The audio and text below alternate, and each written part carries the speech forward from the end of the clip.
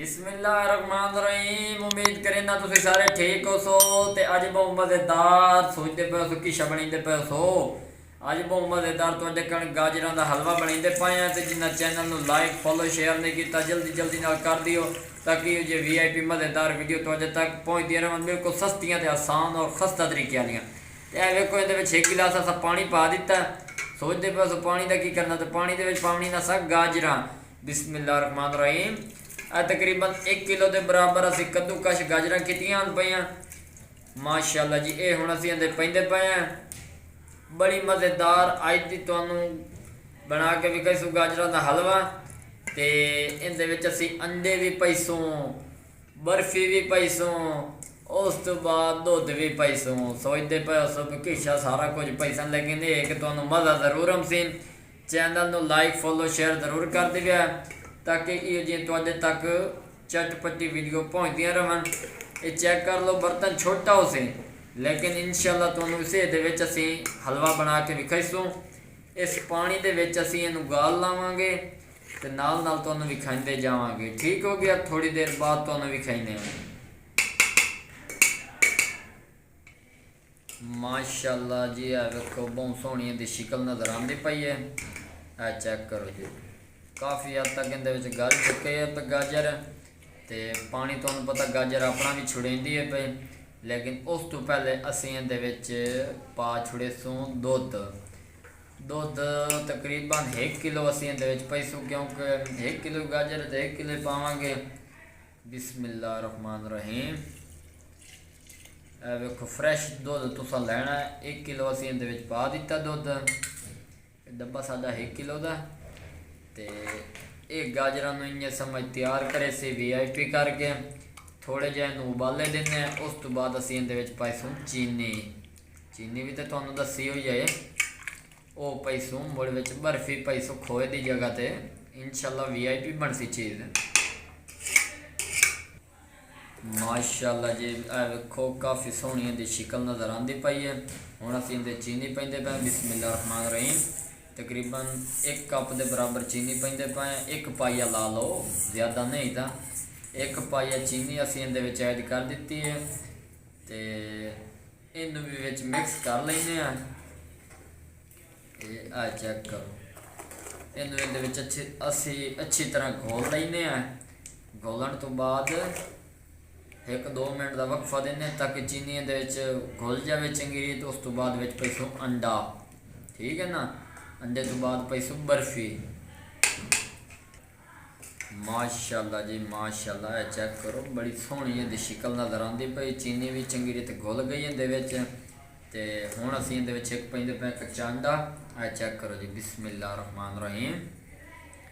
अंडे ने जिहड़ा कमाल विखावना ना, वो बाकी किसी चीज़ ने भी विखावना है। तुहानूं बेहतर पता है। अंडे नूं विच मिक्स कर लेने।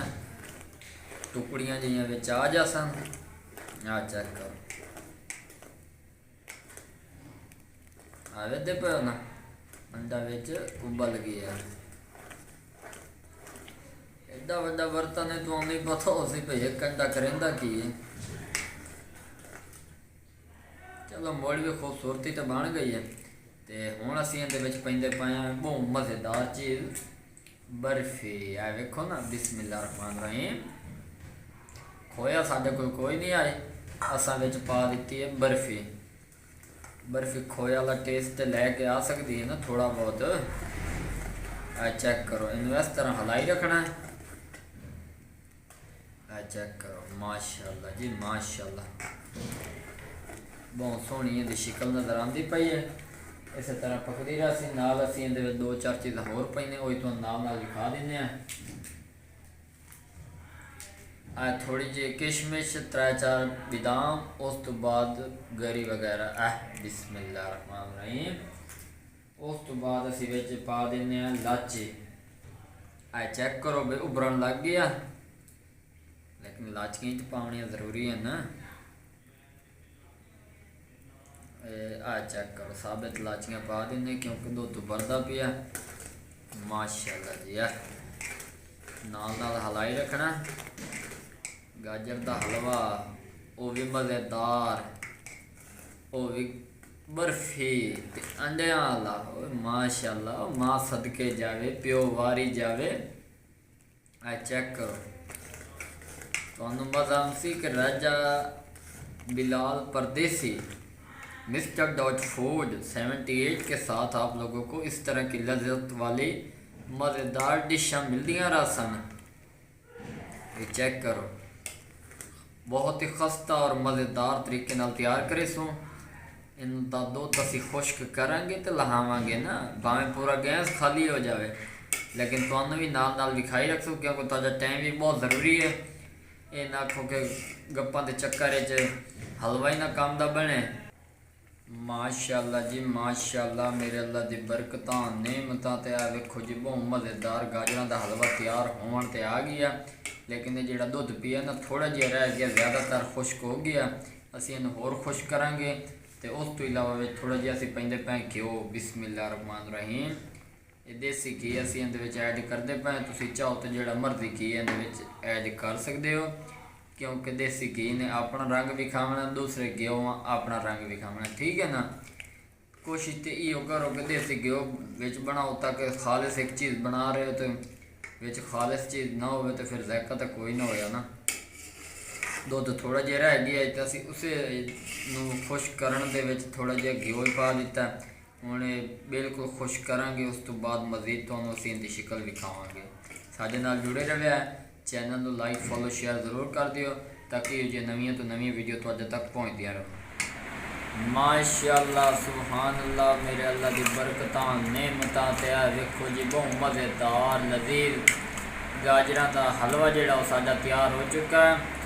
तो दुध भी कुछ खुश्क हो चुका, थोड़ा जिहा रहाड़ दिता भी सुबह तक तैयार हो जासी मज़ीद। आ वेखो जी बिस्मिल्लाहिर्रहमानिर्रहीम।